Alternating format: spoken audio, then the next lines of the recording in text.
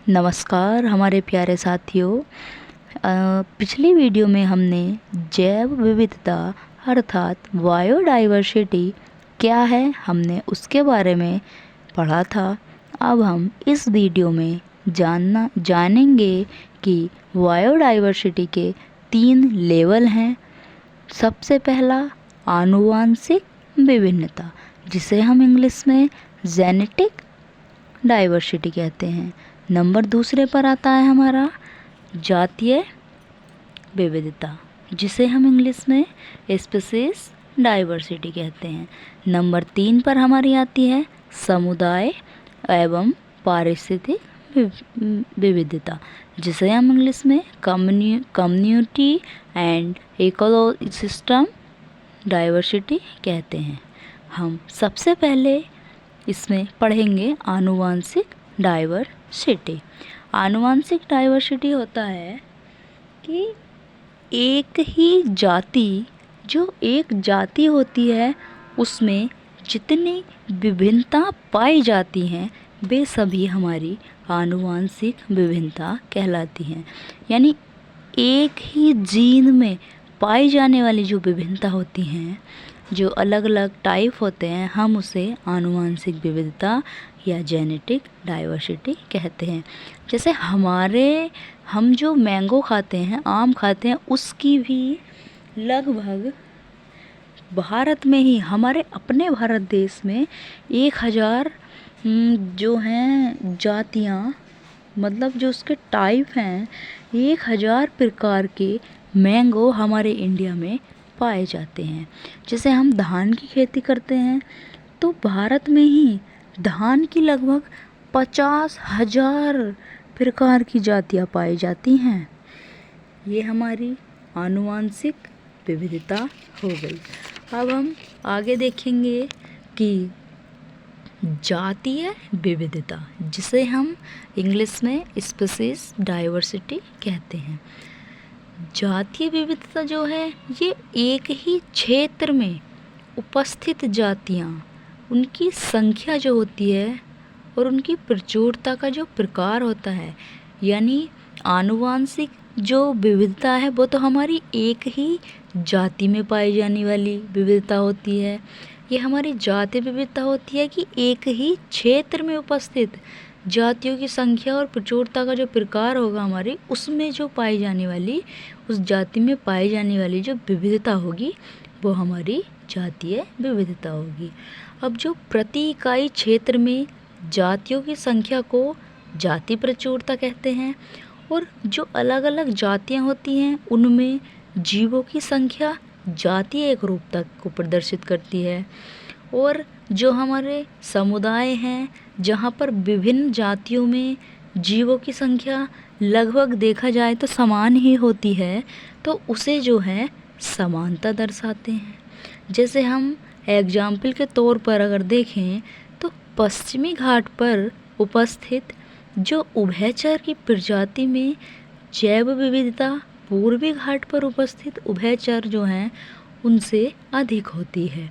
तो पश्चिमी घाट पर जो उभयचर होंगे उनमें जैव विविधता जो है, जो हमारे पूर्वी घाट पर उभयचर हैं उनसे अधिक होती है। अब हम तीसरे नंबर पर देखेंगे समुदाय पारिस्थितिकी विविधता।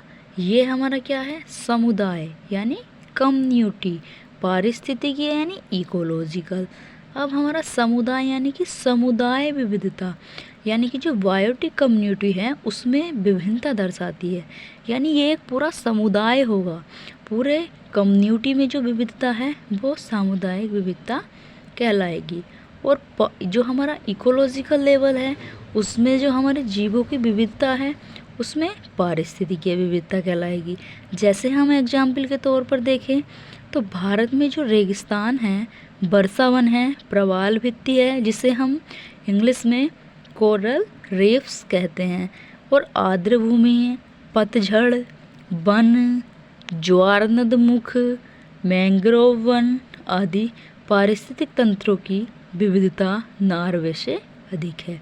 हमने जो जातीय विविधता में देखा था उसमें था कि पश्चिमी जो हमारे पश्चिमी उभयचर हैं उनकी जो जैव विविधता है वो पूर्वी उभयचरों से अधिक है। और यहाँ क्या है कि पारिस्थितिक तंत्रों की विविधता नॉर्वे से अधिक है। अब हमारी ये जो विविधता हैं ये हमारी 3 प्रकार की होती हैं। अल्फा विविधता, अल्फा विविधता, बीटा विविधता और गामा विविधता। अल्फा जो हमारी विविधता है यानी अल्फा डाइवर्सिटी है, इसमें हम क्या देखते हैं कि जो हमारा समुदाय है उसमें आवास में जो रहने वाले विभिन्न जीव हैं उनकी विभिन्नता सम्मिलित है। जो समुदाय में रहने वाले जीव हैं जो उनमें विविधता है वो हमारी अल्फा विविधता या अल्फा डाइवर्सिटी के अंदर आती है। जैसे हम एग्जाम्पल के तौर पर देखें कि एक छोटे वन या किसी बगीचे में अलग अलग प्रकार के पादपों की जाति के सदस्य पाए जाते हैं। अब हम बीटा विविधता देखते हैं यानी बीटा डाइवर्सिटी। इसके अंतर्गत जो है हमारे जो अलग अलग प्रकार के समुदाय होते हैं या जो आवास होते हैं उनमें जो विभिन्नता दिखती है वो हमारी बीटा विविधता होती है। जैसे हम देखते हैं कि हिमालय पर जो है लगभग अलग अलग अक्षांश पर अलग अलग प्रकार की वनस्पति पाई जाती हैं। भाई हिमालय तो बहुत बड़ा है, हिमालय पर जो है अनेक प्रकार की विविधता होती हैं, इसलिए ये देखी जाए तो हिमालय पर जो हमारे अलग अलग प्रकार की वनस्पति पाई जाती है तो वो हमारे बीटा विविधता में आती है। अब हमारे तीसरे नंबर पर आती है गामा विविधता यानी गामा डाइवर्सिटी। अब ये क्या है? ये जो क्षेत्रीय विविधता यानी एरिया डाइवर्सिटी, ये जो हमारी गामा विविधता है इसे हम क्षेत्रीय विविधता भी कहते हैं। और इसमें क्या होता है, इसमें एक क्षेत्र में पाए जाने वाले विभिन्न आवास की जैव विविधता को सम्मिलित किया जाता है। इसमें एक ही क्षेत्र में जो विभिन्न आवास यानी जो रह रहे हैं उनमें जो जैव विविधता या जो हमारी बायोडाइवर्सिटी है वो हमारी सम्मिलित है। इस वीडियो में इतना ही। और अगली वीडियो प्राप्त करने के लिए बायोडाइवर्सिटी के बारे में अधिक जानकारी के लिए हमारे चैनल को सब्सक्राइब करें और वीडियो देखने के लिए थैंक यू।